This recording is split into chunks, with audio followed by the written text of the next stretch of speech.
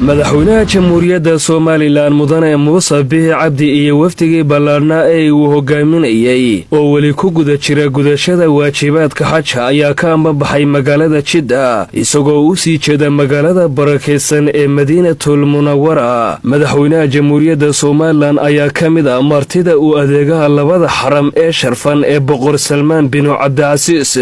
sidoo kale waxa uu madaxweynuhu booqan doonaa qabriga rasuulkeennii suubanaa naxariis iyo nabadgelyo korkiisa ahaatee kuna yaala magaalada Madiina ee barakaysan. madaxweynaha Soomaaliland ayaa dalka Sacuudiga ka helay soo dhaweyn iyo hamaamuus dawladeed oo aad u sarreeya. madaxweynaha jamhuuriyadda Soomaaliland oo Sacuudiga u tagay gudashada waajibaadka xajka ayaa dawladda Sacuudigu u oggolaatay inuu dalkaasi uu ku tago baasaboorka jamhuuriyadda Soomaaliland, waxaana inta uu jooga dalka Sacuudi Arabiya uu la kulmi doonaa madaxda ugu sarreysa dalkaasi.